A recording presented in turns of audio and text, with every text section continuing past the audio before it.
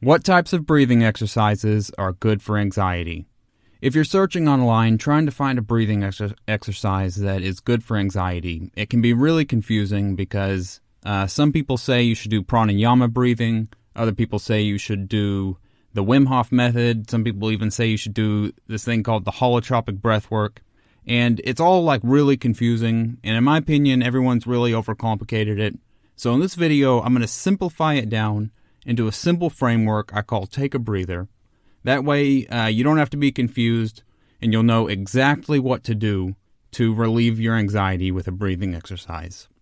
And so, I'll tell you exactly how to do it in this video, and before we get into it, I'd just like to welcome you to Lesson 1 of my free course here on YouTube, Breathing Exercises for Anxiety and Stress. It's a short series that's going to teach you the breathing exercises that are scientifically proven to relieve anxiety and stress. So, without further ado, let's get started with this lesson. Take a breather. It's technically not a breathing exercise, but the breathing exercises you'll learn in this course will all be based on it. So breather is a little acronym. I originally learned it from a guy named Dr. Alan Watkins in this TED Talk called Being Brilliant Every Day. He created an acronym called BREATHE. It stands for Breathe Rhythmically, Evenly, and Through the Heart Every Day. And so I followed this framework for like a few weeks, and then I realized that it was missing something. So I added the extra R on the end, and that just stands for relax on the exhale. You can remember it as take a breather.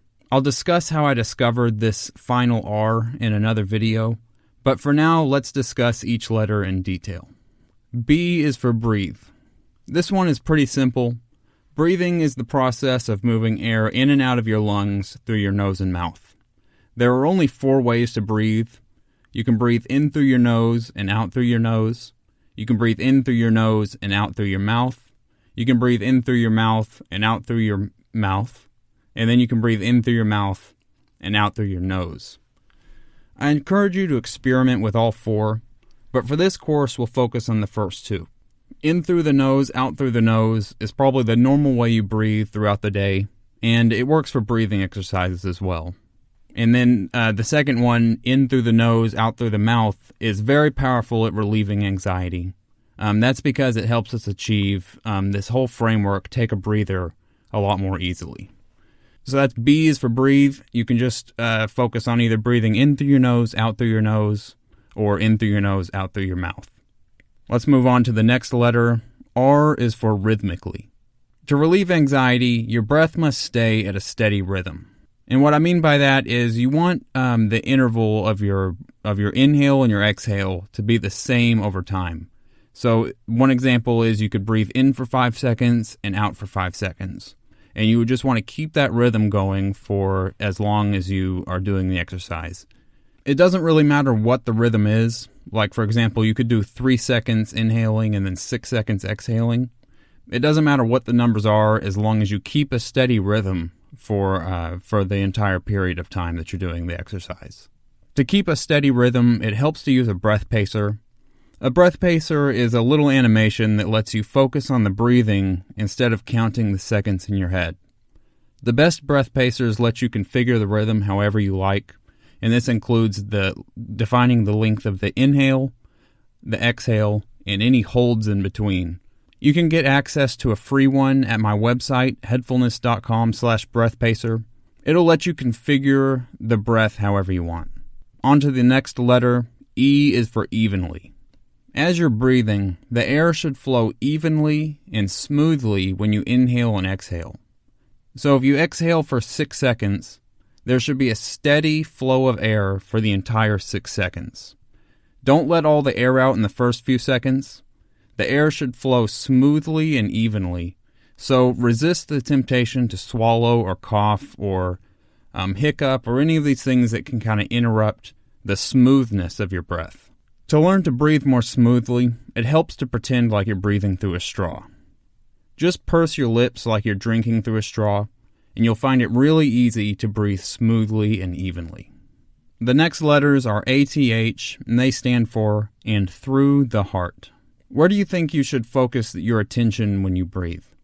A lot of people say on the stomach, some people say the nose, but for the purpose of anxiety relief, you want to focus in the area of the heart, right in the center of the chest, right on the sternum or a little above or below. There's two things you can do to focus on this area while you breathe. You can focus on the movement that's caused by your diaphragm expanding and contracting, or you can imagine the air flowing straight in and out through the center of your chest. It may seem a little goofy at first to imagine air flowing in and out through your chest, but give it an honest try and you'll notice a difference. The reason this helps is because there are a lot of nerves in this area, and when you focus on it, it relaxes the nerves and tells the rest of your body to relax. It's a cool hack that a lot of people don't know about, and it really maximizes the results for reducing anxiety with a breathing exercise. But let's move on to the next letter. E is for every day. When you do these breathing exercises, your body releases chemicals that reduce anxiety and stress. And when you do the exercises day after day, the benefits build upon each other. Let's say on the first day you start doing the exercises, you reduce your anxiety by 50%. Then on the next day, you reduce your anxiety 50% from there. And then on the third day, 50% from there. And so on until you just have mild or little anxiety. This is like compound interest in a bank account. For the best results, do the breathing exercises 3 times a day for at least 5 minutes each. You can do it when you wake up in the morning, around lunchtime, and before bed. Stick to it for at least 7 days and see how much different you feel. And then the final letter, R, is for relax on the exhale. Your body naturally tenses while inhaling and relaxes while exhaling. You can maximize the relaxation by consciously relaxing your shoulders on the exhale. Try it now. Take a deep, slow inhale, and then on the exhale, let your shoulders get heavy. Try to just let them go limp. Then once you have the hang of that, try to maintain the relaxed shoulders while you inhale.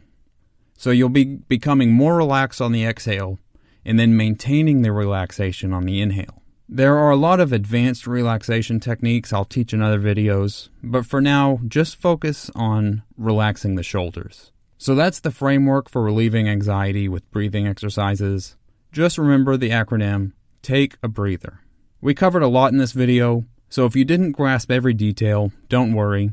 It'll sink in as we learn the rest of the breathing exercises in this course. In the next video, you'll learn the first breathing exercise for anxiety and stress. It's called box breathing. It's a powerful exercise that can reset your system and make you feel calm and relaxed. So go watch that video now so you can start eliminating your anxiety today. I'll put a link to it down below.